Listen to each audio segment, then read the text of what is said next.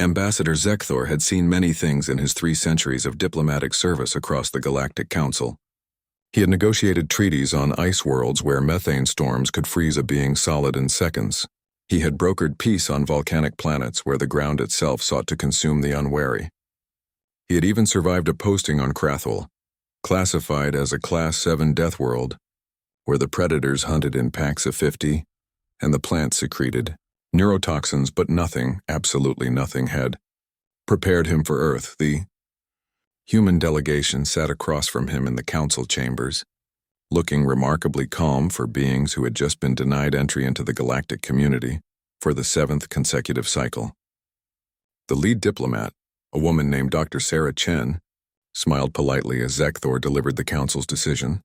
"I'm sorry, Dr. Chen," Zekthor said, his translator converting his chemical signals into audible speech.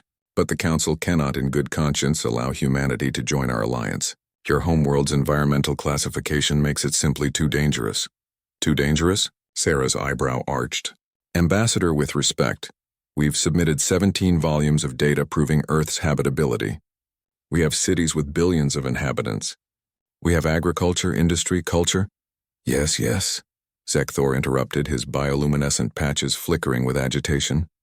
"We've reviewed your data. That's precisely what concerns us." He activated the holographic display, and Earth rotated before them in all its blue-green glory. "Your planet isn't just a death world, Dr. Chen. According to our xenobiologists, Earth is what we've started calling a Doomworld." Sarah exchanged glances with her fellow humans. "I'm not familiar with that classification." "That's because we invented it last week," Zekthor admitted. "Specifically for Earth, a death world is a planet with environmental conditions hostile to most known life. Earth transcends that definition entirely." He manipulated the display, highlighting various regions.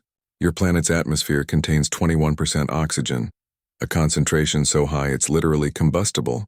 Most species would experience severe oxidative damage within hours of breathing your air. Your gravity is 1.3 times the galactic standard, which would cripple the majority of council species within days. Your magnetic field, your tectonic activity, your weather systems, each one individually qualifies as a planetary hazard." "Ambassador," Sarah interjected, "many species in the council come from worlds with challenging conditions." "Challenging, yes. But Earth?" Zekthor's translator struggled to convey his incredulity. "Dr. Chen, your oceans contain creatures that hunt by creating vacuum bubbles hot enough to generate light. Your land hosts insects that can lift 50 times their body weight. You have weather phenomena that generate more energy than our largest power stations. And don't even get me started on your microbiology." Sarah remained composed. "We've adapted to our environment just as any species does."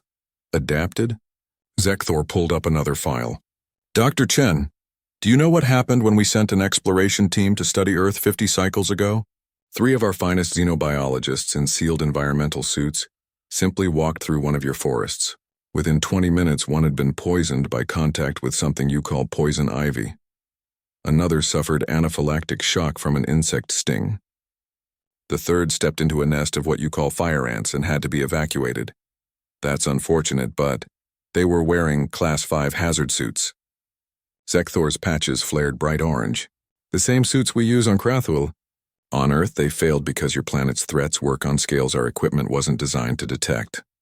Molecular-level toxins, microorganisms that evolve resistance within generations, predators that hunt cooperatively with sophisticated strategies." Sarah leaned forward. "Ambassador, humans have not only survived on Earth, we've thrived. We've built a global civilization. We've developed space travel. We've created art, music, literature, and science. Doesn't that demonstrate we're worthy of joining the council?" "That's exactly what terrifies us," Zekthor said quietly. "Dr. Chen, you don't understand. We're not denying you membership because we think you're too weak to survive in the galaxy. We're denying you membership because we've concluded you're too dangerous." The human delegation fell silent. Zekthor continued, "A species that evolved on Earth, that considers your environment normal, and that developed sentience and civilization despite every obstacle your planet could throw at you. What would such a species be capable of in the rest of the galaxy?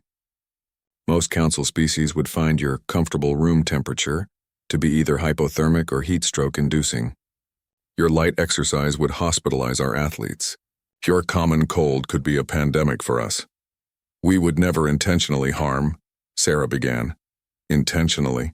No, I don't think you would. But Dr. Chen, your very existence is an anomaly.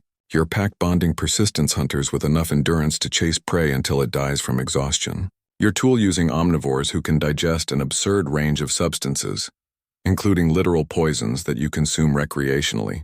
You're somehow both fragile enough to die from falls that would barely bruise other species and robust enough to survive injuries that would kill most beings outright. Zek. Thor dimmed the hologram and looked directly at the humans. The Council has faced many challenges. We've integrated species from methane worlds and silicon-based life forms. We've found common ground with hive minds and singular consciousnesses. But Earth? Earth is the Doomworld. And humanity?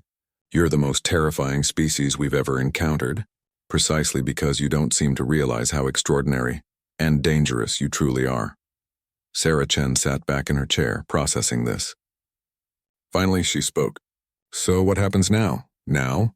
Zekthor's patches shifted to a contemplative blue. Now we wait. We watch, we learn, and perhaps in time we'll find a way to integrate a species from a Doomworld into our community. But that time is not today. As the human delegation filed out of the chamber, Zekthor noticed that Dr. Chen was smiling slightly. Something about that smile made his survival instincts, honed over centuries of diplomatic danger, suddenly scream in alarm.